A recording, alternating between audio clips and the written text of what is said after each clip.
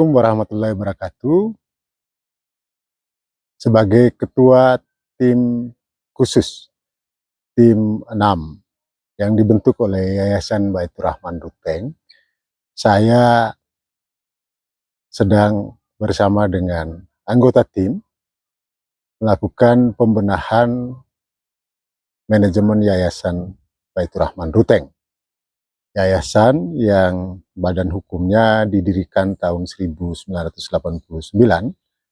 berdasarkan akte pendirian yang diterbitkan oleh notaris di Kupang.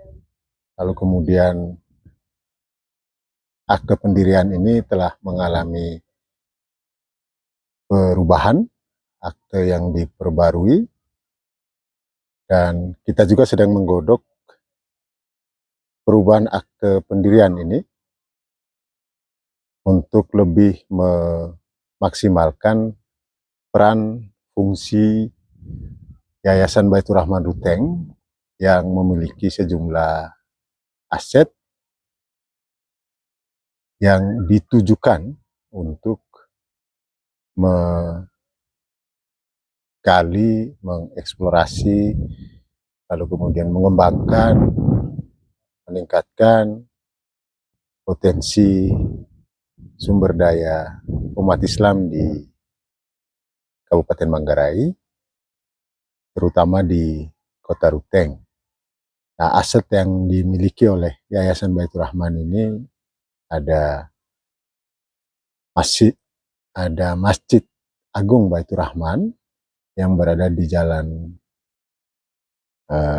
Adi Sucipto, Kelurahan Tenda, Kecamatan Langkai Rembong, Kabupaten Manggarai. Masjid Agung Baitur Rahman ini adalah masjid yang kedua di Kota Ruteng yang dibangun berkat bantuan wakaf dari Yayasan Amal Bakti Muslim Pancasila yang didirikan oleh Presiden Soeharto pada masa itu. Lalu kemudian yayasan yang awalnya masih berbentuk panitia pembangunan masjid itu kemudian dipertegas legal standingnya menjadi badan hukum bernama Yayasan Baitur Rahman. Itu tahun 1989 ya. Nah, yayasan inilah yang kemudian mengelola Masjid Agung Baitur Rahman, termasuk masjid yang pertama kali didirikan pada 1 Juli 1965 di jantung Kota Ruteng. Namanya Masjid Besar Jihadul Ukhra. Nah, masjid ini adalah masjid yang memiliki nilai sejarah yang cukup panjang dan mengesankan karena peletakan batu pertamanya dilakukan di tahun 65 itu oleh Bupati Manggarai, Ran Sales Lega. Bupati yang dikenal sangat tegas, punya karisma, dan dikenal pula dekat sekali dengan masyarakat Manggarai. Selain Masjid Agung Baitur Rahman dan Masjid Besar Jihadul Ukhra, Yayasan Baitur Rahman juga mengelola lembaga pendidikan yang lokasinya berada di belakang Masjid Agung Baitur Rahman di Jalan Adi Sucipto, yaitu RA atau Raudatul Atfal, lembaga pendidikan setingkat TK PAUD. Nah, lembaga pendidikan ini dirintis awal mula itu dari emperan Masjid Kota atau Masjid Jihadul Ukhra. Ya, awalnya memang dimulai dengan semacam tempat pengajian anak-anak yang kemudian berkembang dan menjadi cikal bakal lahirnya RA sebagai lembaga pendidikan formal. Nah, di luar RA ini ada jenjang pendidikan yang di atasnya, yaitu Madrasah Ibtidaiyah Swasta atau MIS Amanah Ruteng, yang sederajat dengan sekolah dasar.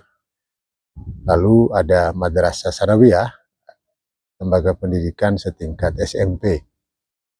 Awalnya juga ada MAS, Madrasah Aliyah Swasta, MAS Amanah, yang sederajat dengan SMA atau SMK.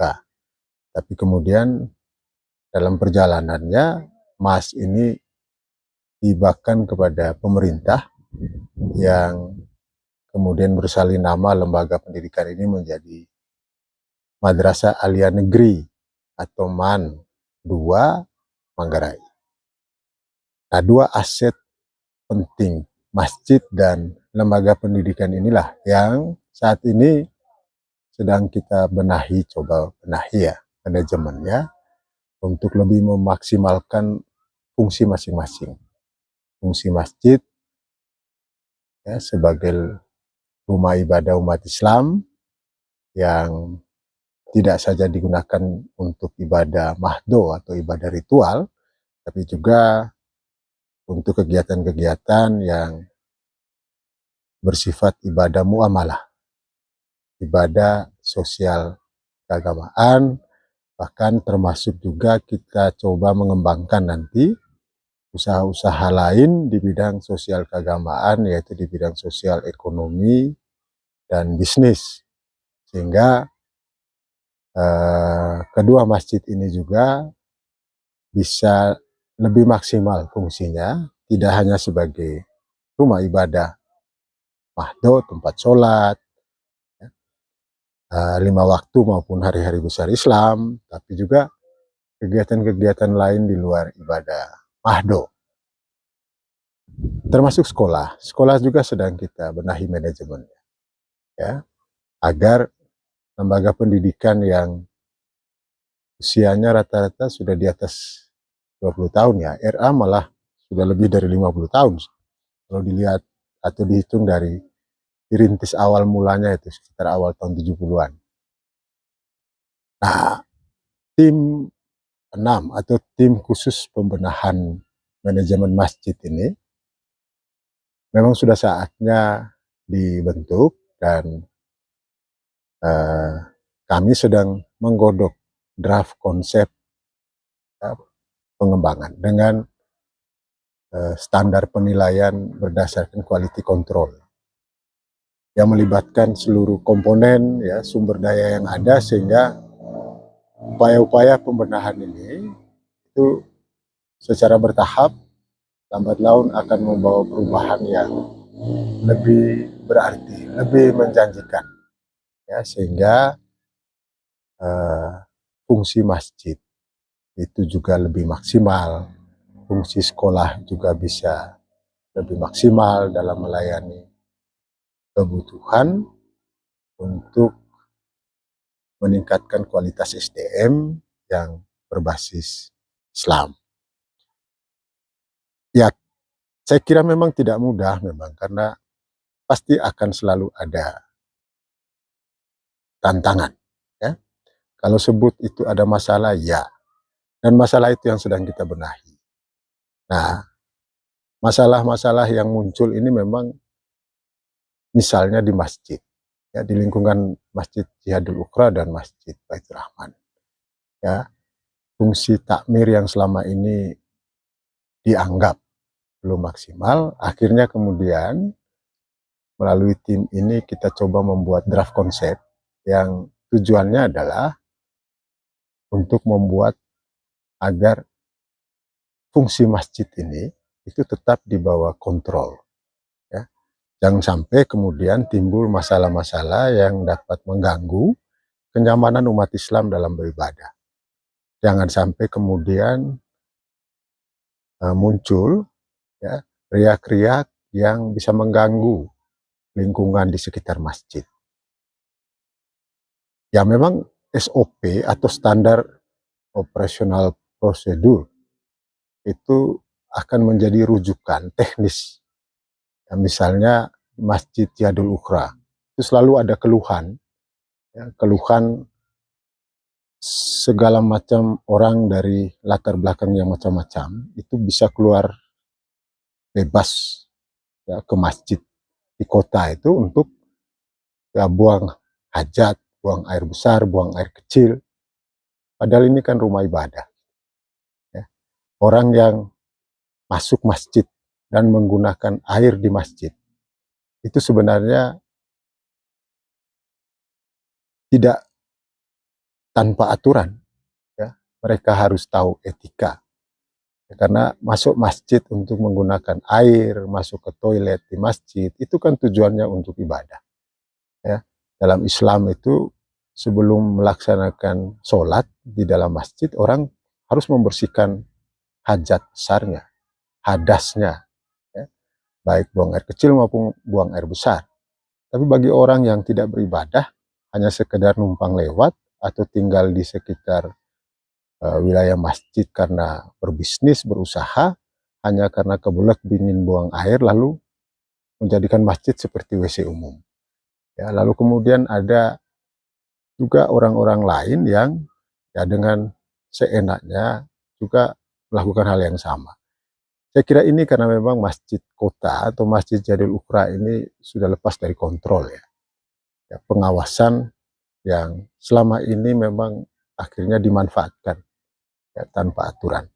Nah inilah yang saya kira salah satu contoh bagaimana SOP ini harus dibangun, dibuat, sehingga siapapun yang nanti akan kita delegasikan atau amanahkan untuk tinggal di masjid, tidak hanya menjadi imam, tapi juga ya ikut mengawasi ya, kebersihan, ketertiban, ya, kenyamanan umat dalam beribadah di masjid. Nah memang tidak mudah, karena ini soal mentalitas SDM ya. Nah, mentalitas SDM yang selama ini memang tidak taat aturan, tidak komit pada etika, moral, ini memang harus dibenahi pelan-pelan. Ada sih selentingan-selentingan miring, misalnya ya, bahwa takmir atau Yayasan Baitur Rahman ingin menguasai masjid, lalu ya komentar-komentar yang tidak-tidak. Padahal kita lakukan semua ini kepentingannya adalah untuk mendorong agar umat itu bisa memakmurkan masjid.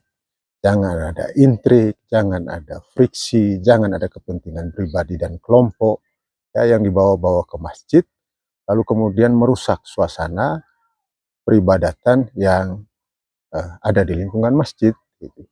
Jadi selentingan atau rumor, pergunjingan yang tidak produktif ya, itu sebaiknya memang harus dicernihkan kembali ya. Umat yang mungkin terganggu ya, ada mungkin, tapi tidak banyak lah yang terganggu dengan pergunjingan-pergunjingan yang tidak perlu ini, yang memang hanya dilakukan oleh oknum-oknum tertentu yang memang tidak taat pada aturan, tidak mau diatur ya, karena selama ini bebas memanfaatkan masjid untuk kepentingan-kepentingan yang sifatnya personal gitu ya.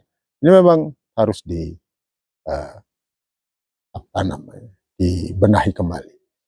Nah, termasuk juga di Masjid Agung Baitur Rahman ya, kegiatan-kegiatan umat itu kita dorong untuk memakmurkan masjid. Tapi kalau kemudian yang jumlahnya melibatkan umat dalam volume yang besar, tentu harus tetap ada koordinasi dengan takmir masjid, sehingga jangan sampai kemudian ini jadi masalah ya. Nah, kalau timbul masalah yang lehernya dipertaruhkan itu pasti takmir. Kalau di Masjid Agung Baitur Rahman pasti lehernya saya dan Pak Haji Rusul sebagai ketua takmir. Kalau di masjid kota ya lehernya Pak Haji Nur dan saya sebagai ketua dan sekretaris. Karena itu memang ini harus dipulihkan kembali, termasuk suasana psikologis umat yang mungkin agak terganggu karena ulah segelintir oknum. Saya kira ke depan kita berharap semua akan berjalan normal, sehingga upaya-upaya pemberdayaan fungsi masjid, ya, pemberdayaan fungsi sekolah sebagai lembaga pendidikan berkualitas itu akan kita Terima kasih. Assalamualaikum warahmatullahi wabarakatuh.